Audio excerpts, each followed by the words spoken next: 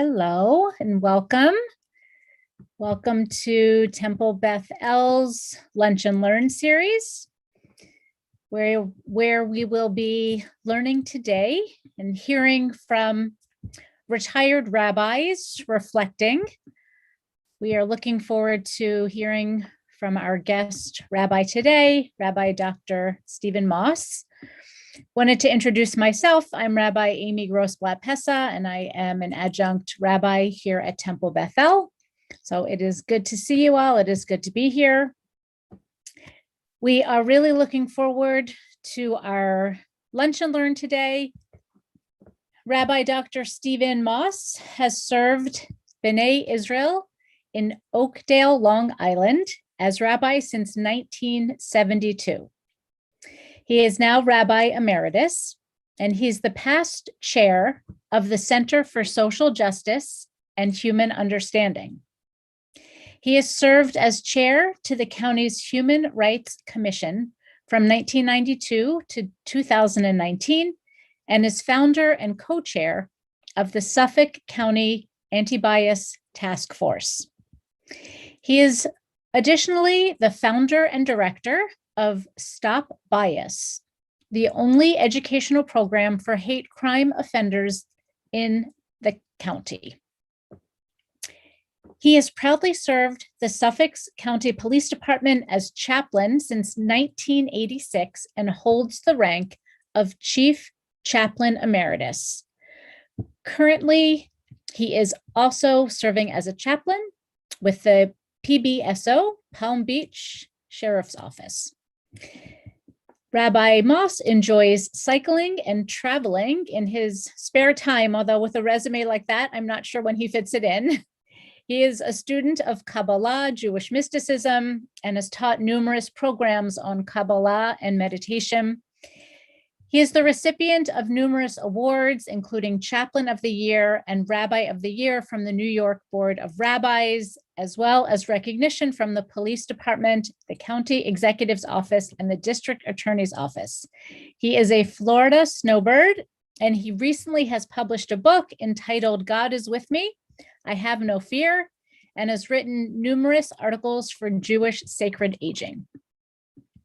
So, as you can tell, I imagine that Rabbi Moss has lots of reflections and musings that he would like to share with us. So we welcome you, and we are grateful for your teaching this afternoon. Thank you, Rabbi Amy Pessa, and hello to everyone. Shalom to all of you.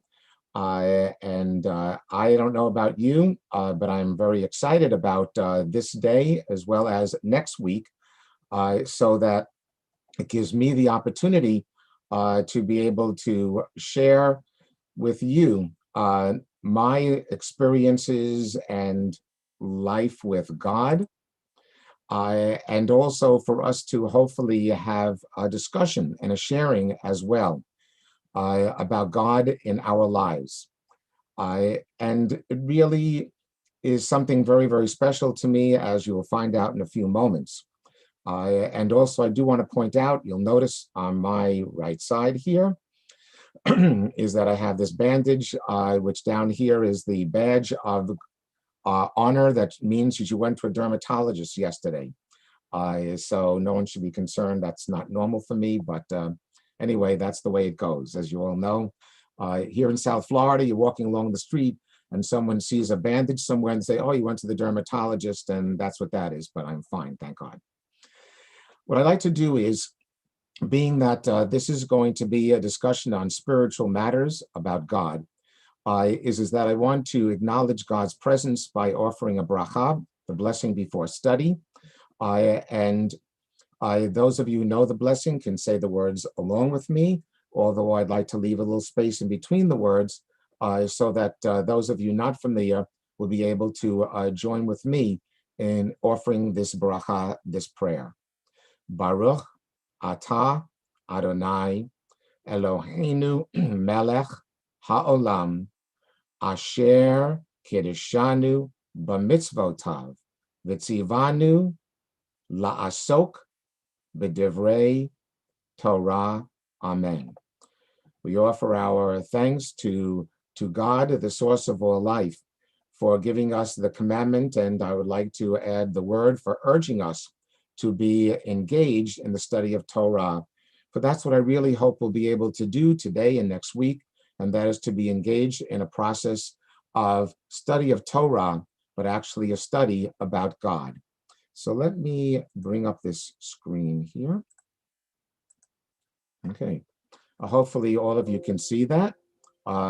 This is the title of today, God is with me, I have no fear, which, as Rabbi Amy pointed out a few moments ago, and by the way, it's in your chat also, is a book that I was able to thankfully publish last year. And I will be sharing parts of this book today, but most as well next week. It's in the chat that the book can be obtained through Amazon.com or the publishing company Lulu.com, Lulu, as well as I just actually last week was able to publish a second book entitled Reflections on the Poetical Reflections on the Counting of the Omer, Sefirat Omer. These are 49 poems reflecting upon the 49 days of the counting of the Omer, which we're in right now. And I do believe this is the 23rd day of the counting. That can also be obtained on Amazon. It was published by Albion, but it's not on their website yet. And what I'm really hoping to do, the title really of this is Finding God in Our Lives. So let me move on here. What I'm hoping to do, and I'm going to try as best as I can to pay attention to time, so that I will definitely leave some time at the end to be able to open for any comments, questions, whatever, from all of you who are here today. For those who are streaming or on YouTube, unfortunately can't do that. But maybe what I'll do is either later or today or next time I'll put my email address up, so anyone certainly can feel free to write to me as well and contact me in that fashion. And it is nice to see some of my friends zooming in as well. That's lovely. So thank you for supporting me and being a part of today. So I was thinking about how am I going to present this topic of finding God in our lives. And what I did not want to do is just to talk about my book, because it's really about something much greater than my book, to say the least. So I was a journalist to some degree in college, and all of a sudden it popped into my mind, why not begin with a presentation of the 5 W's of journalism: who, what, where, when, and why. And those of you who did any writing for newspapers in high school, college, or whatever, or later on in life, you're familiar with the 5 W's. And I'd like to begin, therefore, this discussion based on this. Who is God to you? There's a very well-known book in Judaism called the Tanya, which was written by the Alter Rebbe in the 17th century, 1700s, the 18th century. And the book is the basis of the Lubavitch Judaism, which I'm not discussing or getting into, to say the least. However, in the book, the Alter Rebbe mentions and begins the discussion by saying that there are basically 3 types of Jews. But I would like to suggest that there are 3 types of people. There are those who are serious, that he calls the tzaddik, the righteous one. There is the opposite end, the Rasha, the bad ones. And then there are most of us, the Benoni, the middle of the road people. I would like to therefore say the same thing can be true about finding and relating to God in our lives. There are those of us who believe in God, and we'll talk about what exactly that belief means and how it manifests itself in our lives, in my life as well as in yours. And there are those of us who are born with this belief, a feeling about God, and then there were those of us who obtained this feeling with God along the way in our lives. And then obviously there are those at the other end of the spectrum who either never had a belief in God, don't believe in God, had one and lost one, but there's that other end of the spectrum. So that if you ask them, do you believe in God? They would say no, flat outright. interestingly enough of you to engage them in further discussion, you might find out from them, well, they don't believe in this kind of a God, but they believe in this other kind of an idea or thought about God, which I'll get into a little bit later on. But the fact is, as the Alter Rebbe also says about the experiences of Jews in our lives, most of us are the Benoni. Most of us are in the in-between, and that is sometimes yes, sometimes no. Most of the time, we're not thinking about God. Is God here, there, wherever? We're just kind of going along with our lives, and this is not on the top priority list of ours. The next W, and that is, what is God? We're going to explore, what is God for you, for me? Is God an idea? Okay, as some people do believe. Is God an experience that we have? So some people will say, well, I experienced a beautiful sunset, or I was walking over here in Delray Beach at Wacotahatchee, and I watched a baby bird, a spoonbill or a woodstock being born, and all of a sudden I had overwhelmed by a feeling that there's something greater here going on. And all of a sudden I felt God in my life. Or my wife Judy and I were in Maui, and we witnessed sunrise at the top of Haleakala, an extant volcano. If any of you have been there and have experienced this, you know what I'm talking about. It is a God experience moment. Others feel that what God is in their lives is God is in relationships. We experience God when with other people, a relationship of love and a relationship of caring, where we cared for someone, they cared for us. Others, of course, experience God, say, well, what is God? God is that being, whatever kind of being this is, that rewards and punishes people. What some people call the Hebrew Bible, or of course the Old Testament God, who sits on this throne and just says, good for you, you get a blessing, not so good for you, you're going to get the curse, as is described in some parts of the Bible. The next W, where is God? Where is God? Again, for some of you, God is there, where, here, never, always. Within philosophy and theology, the study of God, theology, there are basically two ways of viewing this, God in our lives. There is the transcendent and the immanent. That is, that transcendent, God is beyond all, the creator God, beyond anything. And then there's the opposite on the other spectrum, and that would be God is immanent. God is within everything. But the question is, how do we then relate to a transcendent God? Where do we find the immanent God? Where is God? Is God here? Is God there? Is God nowhere at all? Is God so far beyond us that we in no way can ever communicate or feel God in our lives? And so this comes, of course, to when is God? I'm sorry, I did where, when, and then finally, of course, why is God? Is God necessary at all? Oh, sorry. Is God necessary at all in our lives? Is God necessary whatsoever? Why God? Can we live our lives without the experience of God in our lives? There are people who said to me, and might be some of you as well, who say, you know something, I'm a good person. I'm a good person without God. I'm a good person without the Torah. I don't need a God telling me to do this or do that, or the 10 Commandments. Guess what? I know the 10 Commandments already. They're part of my life, a very part of being a human being. I don't need a God to tell me about them. And so why God? Is Freud correct? As Freud said, that God is the opiate, the belief in God, or thinking that there's an existence of God. God is the opiate of the people. God just makes us feel good. So that's why we believe in a God. But God is really only the creation of our own thoughts. Why God? Philosophers have come up with what's called the watchmaker argument, that just like the watchmaker, God started this whole thing, but God is totally uninvolved in the experience of this whole thing that we will call existence or life. So God made the watch, or the watchmaker makes the watch, but then God simply watches the watch go along. And God set up in the watch of life, the existence, laws that continue to keep on going and going and going. And that's the way it is. But God is totally uninvolved in our lives on any intimate way. And therefore, for some, of course, why God at all? Is God life itself? What is God? Where is God? Why is God? When is God?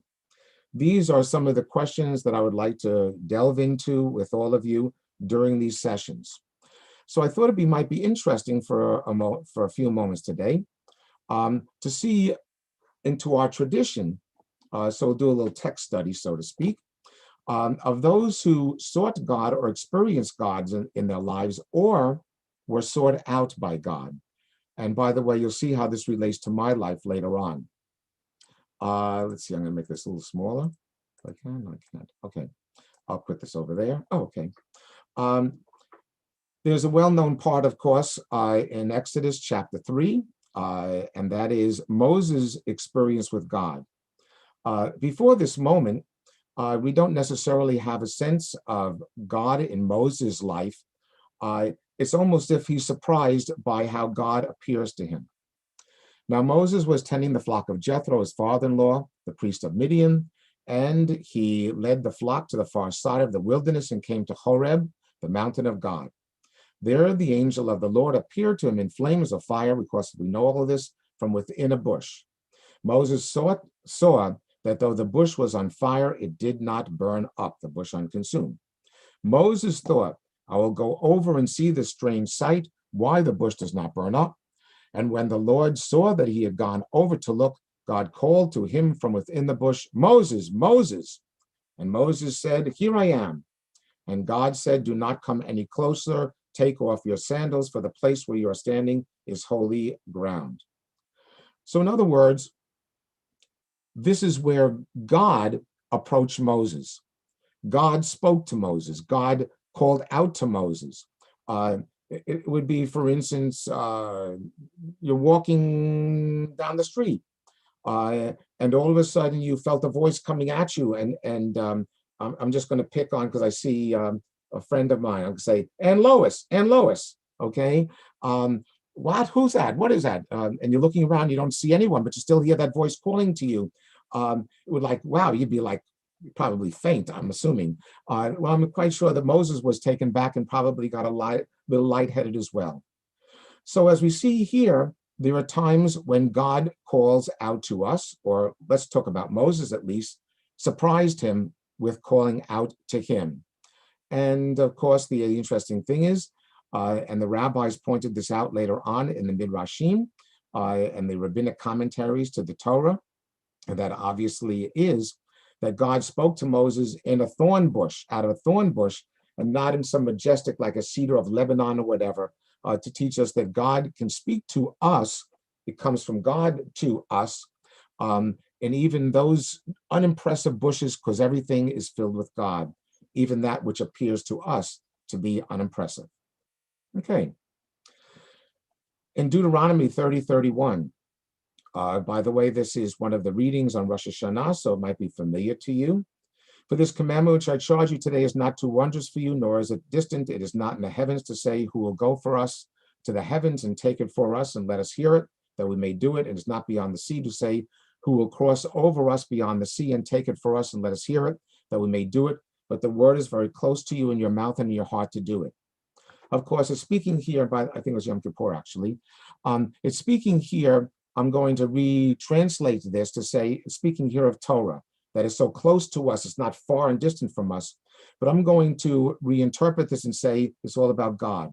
That God is so very close to us. God is in our very mouth and our heart to do. This is the immanent idea, I-M-M-A-N-E-N-T, and that is God is within us. The Moses one is God is out there contacting Moses, so to speak. Here is coming from within. Just look within. Rabbi Dan does this constantly, of course, speaks about meditation, and Rabbi Amy does this once a week through Temple Bethel. God is here right now. I just need to take that breath. And God is within. Okay. 1 Kings This is pertaining to a moment in time of Eliyahu Hanavi, the great prophet. Then Adonai said, according to, of course, Eliyahu, if you might remember the section, Eliyahu is fleeing for his life because the king Ahav, and his wife Jezebel, the queen, want to kill Elijah, I'm sorry. And so he now finds himself in the Carmel Mountains. Go and stand on this mountain before Adonai. Behold, the Adonai is about to pass by. And a great and mighty wind tore into the mountains and shattered the rocks before the Adonai, but Adonai was not in the wind. After the wind, there was an earthquake, but Adonai was not in the earthquake. After the earthquake, there was a fire, but Adonai was not in the fire. And after the fire came a still small voice. And when Elijah heard it, he wrapped his face in his cloak and went out and stood at the mouth of the cave. And suddenly a voice came to him and said, "What are you doing here, Eliyahu?" Now we normally think God would be saying, "What are you doing here, Eliyahu?" But no, it wasn't in anything dramatic. It wasn't shaking. It wasn't in the splitting of the Red Sea idea. It was in a still, small voice called the Mamadaka, whatever that exactly really means, okay? And obviously, hopefully we all understand God doesn't have a voice like a voice box type of voice, but that still small voice. Does God speak to us? Can we have this experience as such as Eliyahu, that in the most smallest of events in life, can we hear a voice of God and be comforted by that? There are some people who have said to me, I'm sure Rabbi Amy has had the same experience, where they say, you know something, there's no God because God doesn't split Red Seas anymore. Well, I love, and I quote him in my book, I love quoting Leaves of Grass by the great American poet Walt Whitman, who was not Jewish, of course. He was a transcendentalist, but anyway, is that I love Leaves of Grass and the great quote, "A leaf of grass is no less than the journey work of the stars."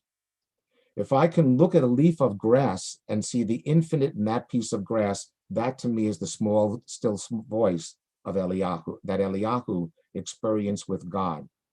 And the last one I'm going to share with you is, of course, the well-known arrival by God in Yechezkel that Ezekiel saw in chapter 1, as he and our ancestors were forlorn as captives, refugees, so to speak, in Babylonia.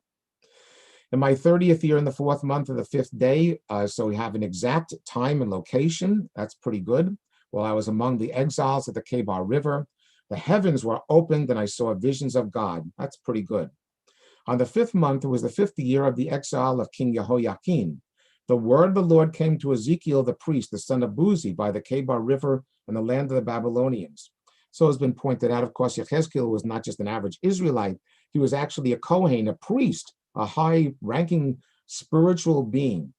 There the hand of the Lord was on him.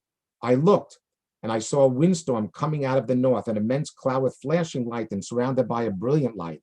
The center of the fire looked like glowing metal, and the fire was what looked like 4 living creatures. In appearance, their form was human, but each one of them had 4 faces and 4 wings. The legs were straight, the feet were like those of a calf and gleamed like a burnished bronze.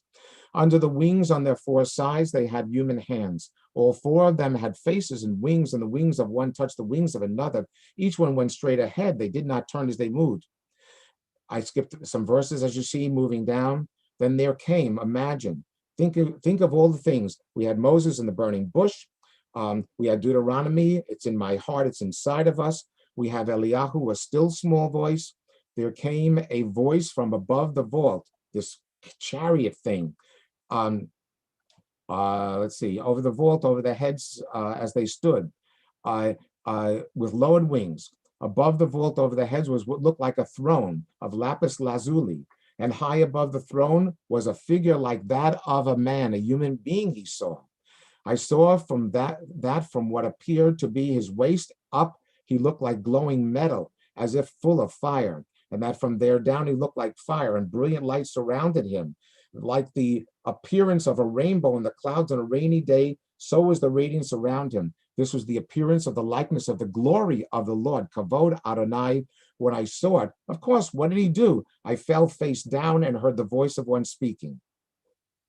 He heard the voice of God, but not only heard that voice. Okay, Moses heard something. Eliyahu heard something. He saw God's being there in Babylonia and was able to say to the Jews who are suffering in Babylonia, God is here. I saw God, and God will bring us back to our land. Okay, another overwhelming experience of God. You will see as I share some of the stories that I do in my book, and also to share, of course, with all of you during these 2 sessions, that these kinds of experiences of God I have had in my life, and for that I'm grateful and thankful. But as I point out in the very introduction to the book, I am not saying that I am any more spiritual. I am no more special than any of you. The beauty of Judaism is, at least in my opinion, it is a democratic theological experience. Every one of us can experience God equally as powerfully if we simply open our hearts, minds, and souls and hearts to God. Another thing came to me for today. Some of you might know this song from Oliver. I'm not going to sing the song because I can't compete with Rabbi Dan. But some of you are familiar with the song, Where is Love? And I rewrote it here about God. Where is God? Is God in the skies above? Is God underneath the willow tree that I've been dreaming of? Where is God, who I close my eyes to see? Will I ever know the sweet shalom that's meant for only me? Who can say where God may hide? Must I travel far and wide till I am beside the divine who I can mean something to? Where is God? Here in these words, this poem, okay, notice it's coming, the experience, from both ways. It's coming from above, so to speak, and it's coming from below. It's coming from outward, it's coming from within. And that is because it's a fascinating book. As you can see, you can purchase it. It's in English translation here. The dark and the bold print is the text itself, and below that is a commentary from this sefer, from this book. And notice how it describes God. The oneness of Ein Sof, he who has no end, blessed be he, lies in the fact that only his will exists and no other will exists except through him. Therefore, he, meaning God alone, is in control and not any other will. The entire structure is built on this foundation. Now, Ramchal, of course, you would say, well, he's certainly not Reform. If I remember correctly, I believe the Ramchal was in the 1500s or 1600s. But the fact is that his belief is one in which God is the being of all existence. God's supreme unity, remember Shema, is the foundation of faith and the root of wisdom. Accordingly, this is what must be explained first. This is how he begins his book. For the entire wisdom of truth, Chachmat Emet, Kabbalah, comes only to demonstrate the truth of faith, Emunah. It comes to explain how all the created realms and all beings and everything that happens in the universe will emerge from the supreme will, Haratzon, Elyon. It shows how everything is governed by the right in the right way, by the one God, blessed be he, to bring the entire cycle of creation to complete perfection in the end. The component details of this wisdom provide detailed understanding of all the laws and processes by which the universe is governed. In other words, there is nothing but God in all existence, including all of us. Every single thing that happens is within the realm of God. Finally, here is the cover to this book, God is with me, and I mentioned this in the chat. So,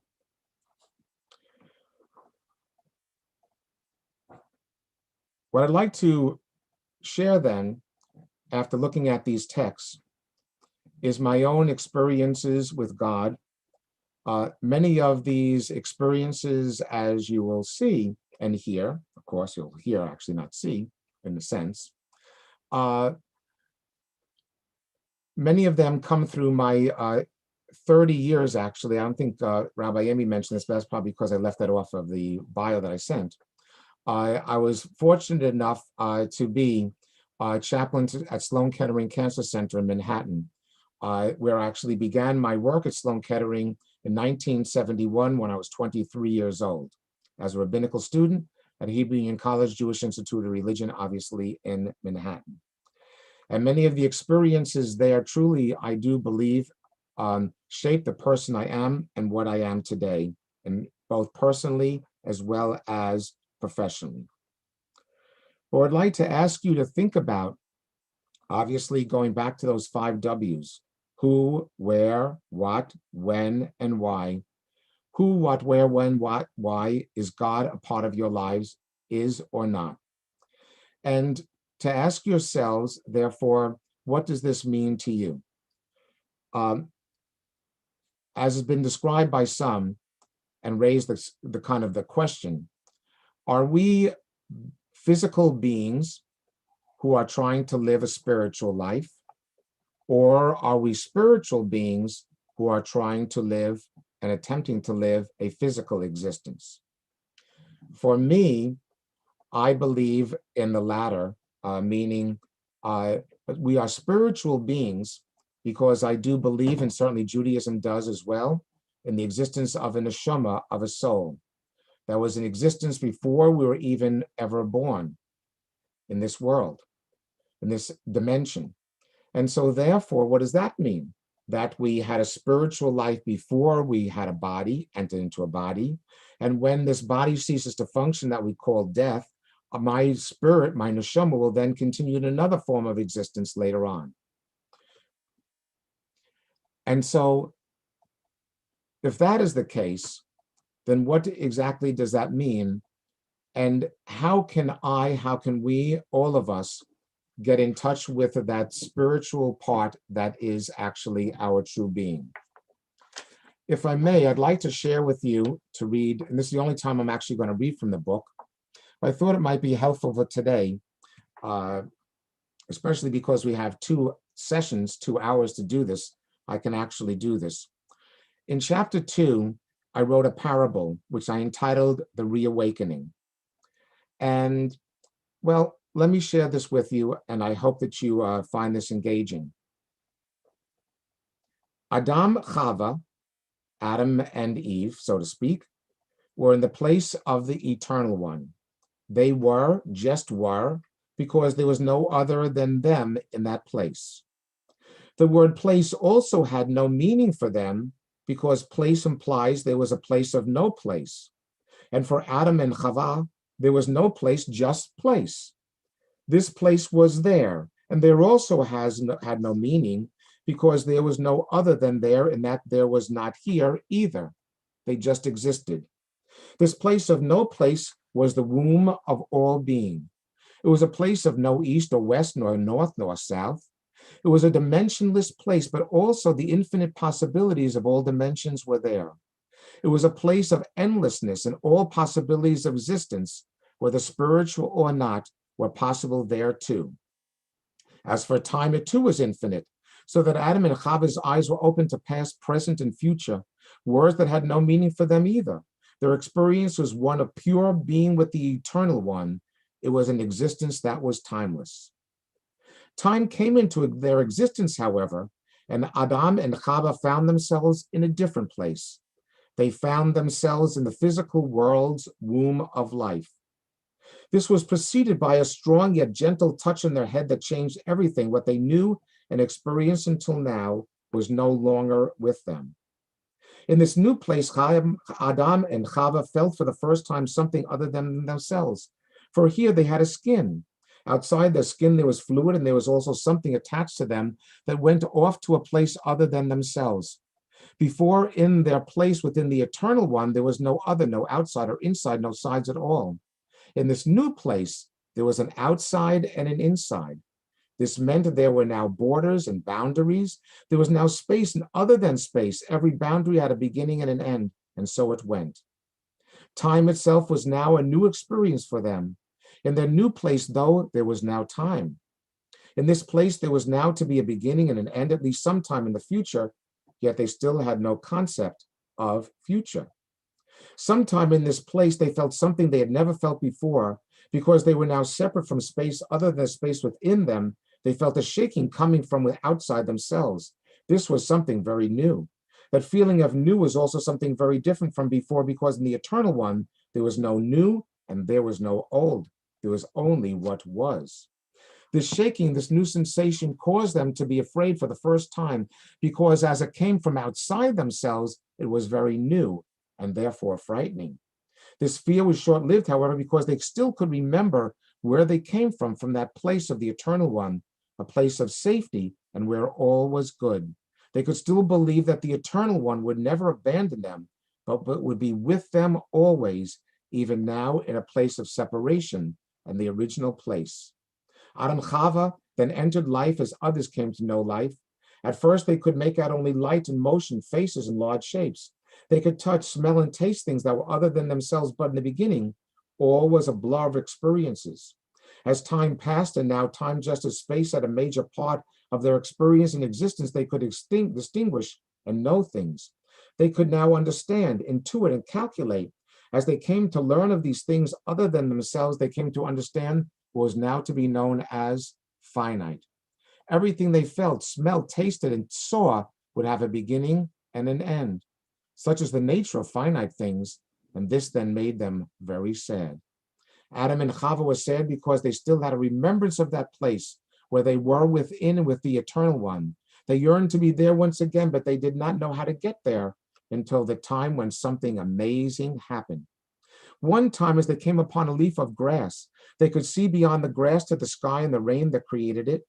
One time they came upon a building, they could see its builder and the materials of the building and those who made them as well. One time they came upon a fruit and were able to see its tree and even the person who planted it. They began to see not only the thing in itself, but each thing as part of all that made that thing what it was. Beyond that, though, they could also see everything as being a part of the greater being of infinity, that is God. Everything was a part of an endless chain into the spiritual being of all existence. They began to understand that all was one, as it had been when in the eternal one God. Everything they now came upon was seen by them, seen by their spirit eyes, and not just the physical sense eyes.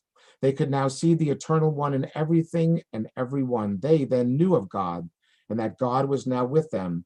This became their faith. The lines of finite things then began to disappear. Limitations and boundaries, those which create others and other things, began to grow fuzzy as the finite became filled with the infinite. Adam and Chava now lost all fear now, as they had in the beginning, which they did not know as a beginning, for then there was no beginning or end for them. They now knew that the eternal was, is, and will be with them. The eternal was and within all other things as well. They no longer feared anything or anyone. Their life, Adam and Chava, would now be changed forevermore, knowing the eternal presence was with them, enabling them to live their lives fully in freedom, believing the place where all possibilities are possible is right here, right now. What they thought was lost was never lost, because in truth it was with them all the time. It is called life. We as human beings have this experience that we call life. But as with this parable of Adam and Chava, we had a life before this one when our neshama, our soul, lived with the infinite one, which I would call God, and certainly within our tradition. In Kabbalah, it is called Ein Sof, that which is without end, the limitless one. But it is that we enter life and we see things. We see this and that. We see literally things. As I'm looking at a computer screen, I see faces separate from each other. I see their pixels and all these things on the screen that millions of them probably that if I were able to look close enough, I'd see the separateness, but they kind of join together in a picture. But then that picture is only part of something. There's a wall here and a lamp and a bookcase and a window outdoors.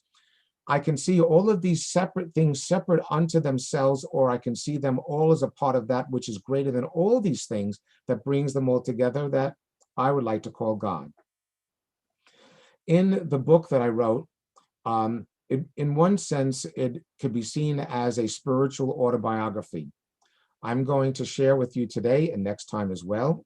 I don't know if any of you bought the book already, but I share my experiences that I've had with God over my life, and be blessed, and I'm grateful for this. That is for sure.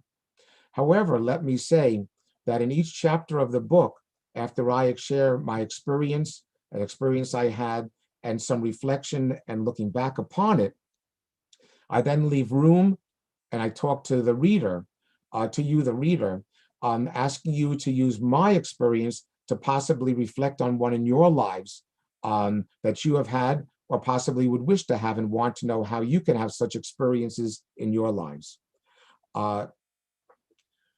Let me go back in a few moments. I'm just trying to watch the clock here. I do want to leave some time for any of you who want to comment on any of this or share.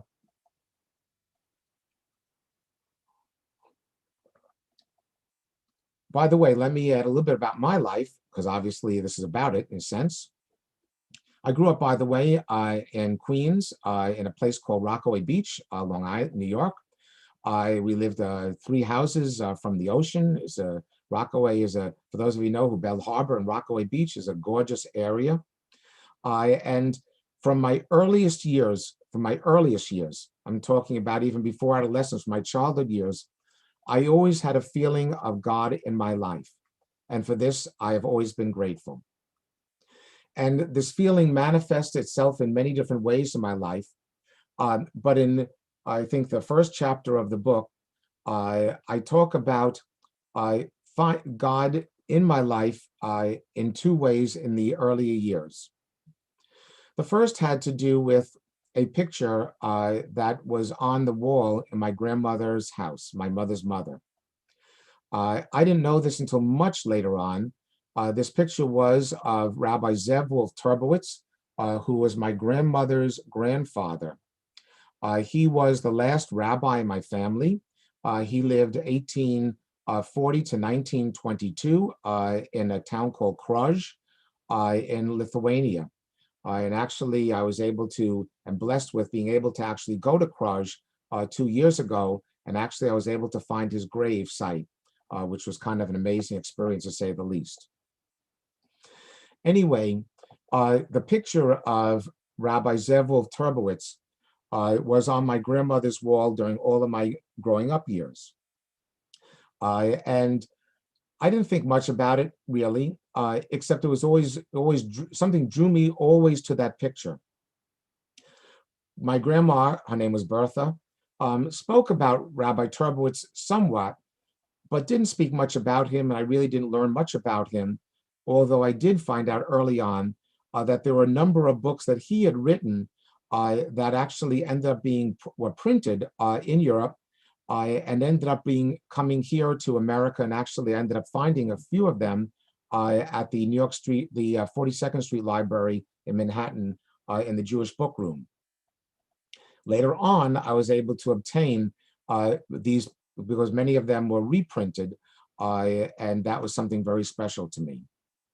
But the reason why I brought up this, and I bring this up in my book, is the connection with Rabbi Wolf Turbowitz.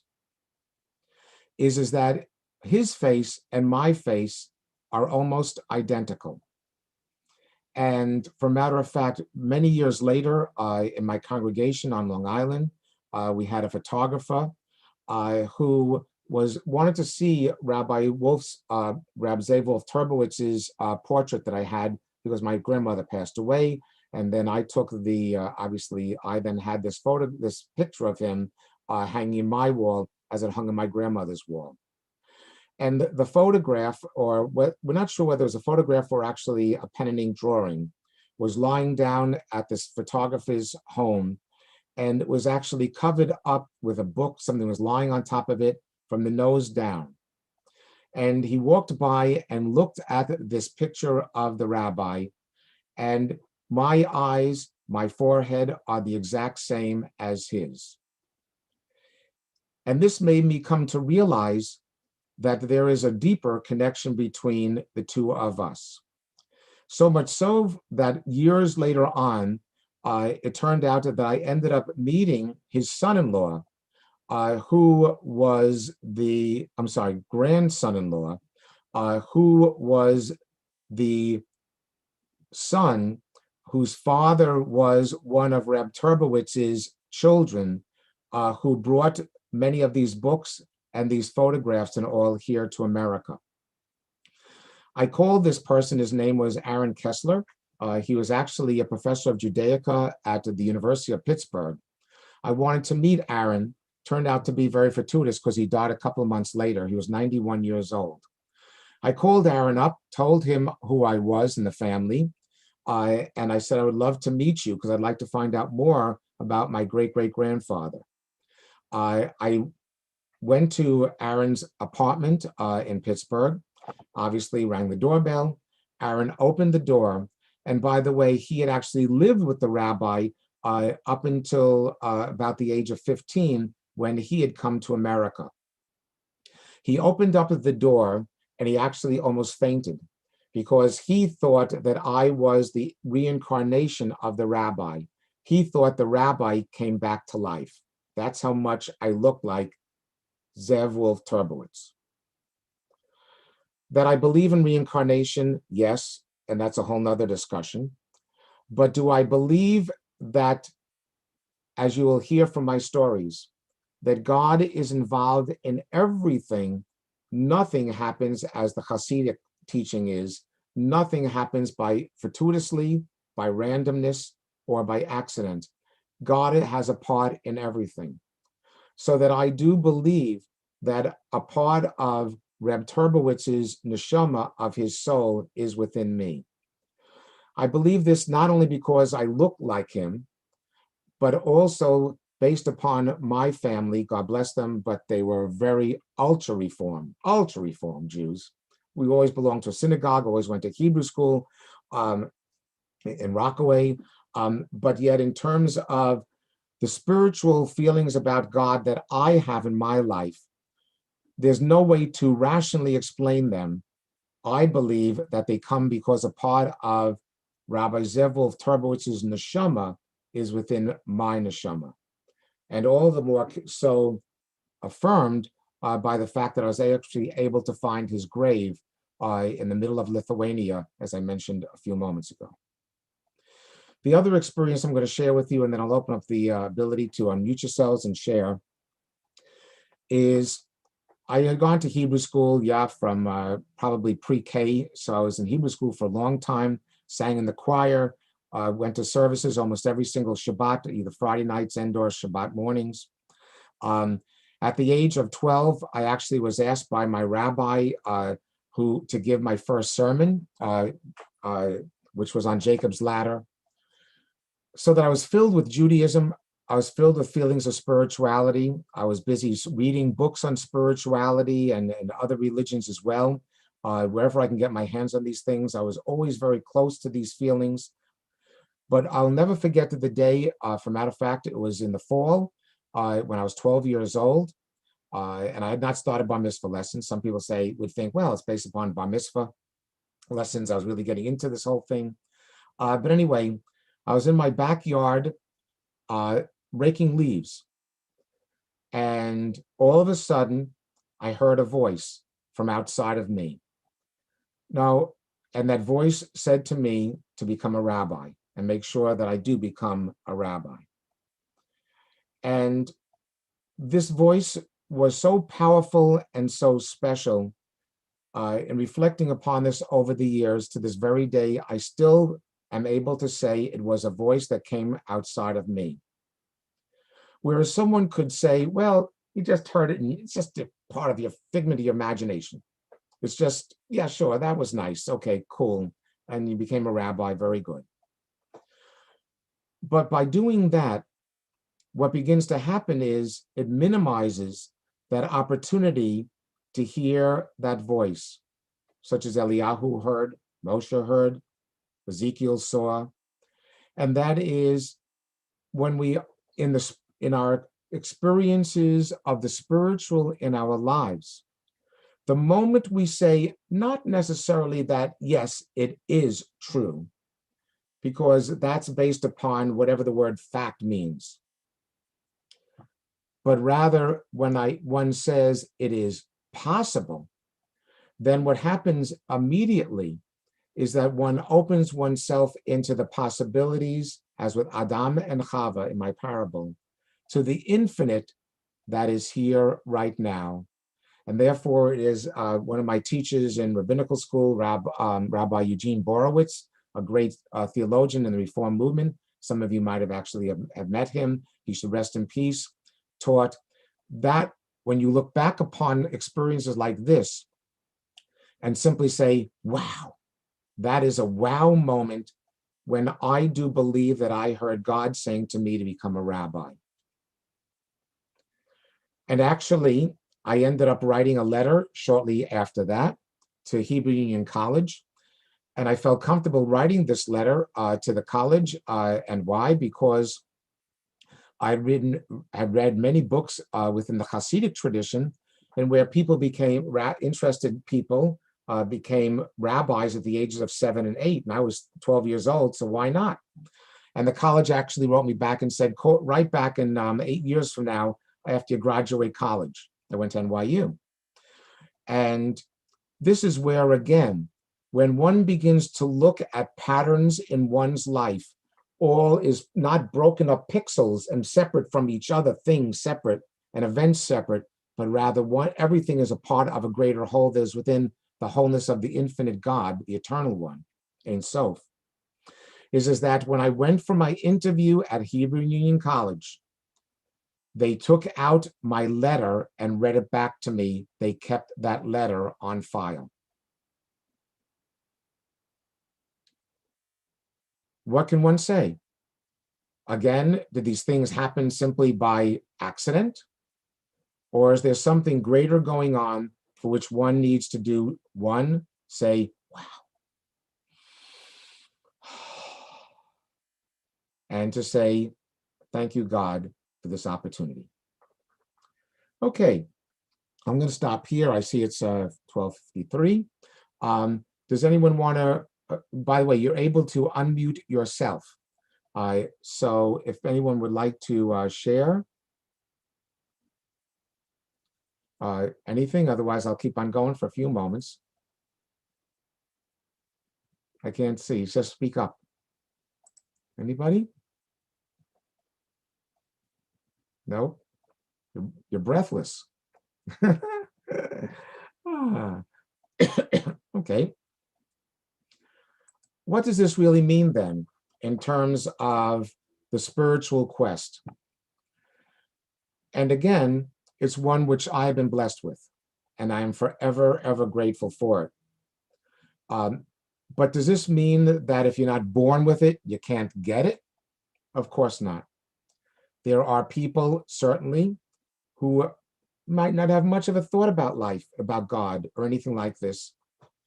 And then all of a sudden, something special happens. I mentioned before, it could be the birth of a child, it could be a sunrise, it could be a life experience, which says to them, you know something, there is a God, and what God means to you in one's life.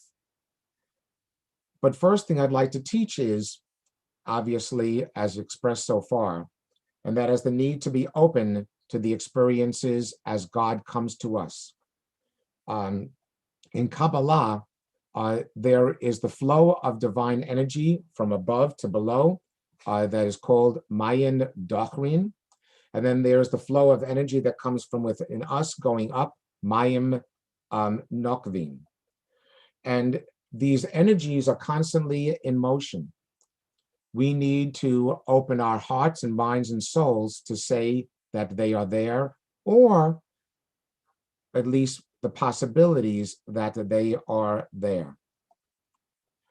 I visited a patient at Sloan Kettering. And again, as I mentioned before, I had done this for 30 years. And during my first 5 years, I was there actually first 3 years, I was there 5 days a week as a student rabbi, actually. And later on, 3 days a week, ultimately toward the end, 1 day a week coming from Long Island. I was visiting this patient on this given day. And with this, I'm going to end today. And I hope you'll be back next week and bring your friends and whatever, more people. And as I was visiting this patient, I walked into his room. He was not feeling very well, but he said to me, "Rabbi, can you come back? I'd like to speak with you." Keep in mind something which you don't know yet, so you can't keep it in mind, but keep in mind, I woke up 4 o'clock in the morning to catch the Long Island Railroad train, the 5:30 train, in order to go to visit the hospital. I visited an average of 20 to 30 patients in this very intense hospital, to say the least, cancer hospital. So I left the hospital that day, walked from, for those of you who know Sloan Kettering, from York Avenue to Lexington, which is about 4 long blocks. I was just so tired. My feet were killing me. I was just exhausted, both spiritually and physically, as I was leaving the hospital. I was walking down the steps of the subway, IRT, down, and all of a sudden, I heard a voice from within me, saying, "You forgot to visit such and such a patient. You didn't follow up. You said you'd go back." I turned myself around, walked up the steps, went to the hospital, took the elevator up to his room. As I was coming up to his room, doctors were leaving his room. He had a cardiac arrest. And as I walked, he hadn't seen me yet. As I came around to the entrance of the room, he was calling out my name and asking for me. And for that, I went into the room and spoke to him, and we said a prayer. But as I was leaving that room, I said a prayer thanking God for the voice that I heard. Where did it come from? Does it really, in the end, matter? It only matters to the rational mind that says, "What was it?" But when we're able to say, "That's what it was," or for those of you who feel more comfortable in saying, "That's what it might be," then it's one of those moments of gratitude, of saying, "Thank God I listened to that voice." So everyone, I hope to see all of you who are here today, next week. And for those of you, as I said before, you're welcome to, you're welcome to bring other people next week. I'm going to put down in the chat room my email address for those of you who wish to write me or to get in touch with me to discuss any of these matters privately. So Rabbi Amy, thank you for introducing me. Ross, the producer, for being such a great producer. And I said to Ross before, he does such a good he does so well on Friday nights, he should win an Oscar. He should be up for a nomination. Thank you, Rabbi Moss, for sharing your reflections and your wisdom and a bit about your own personal journey. It really was an inspiration. And thank you all for being here with us. And we hope you'll return next week for part 2. And thank you as well to behind the scenes of producer Ross. Hi, Amy.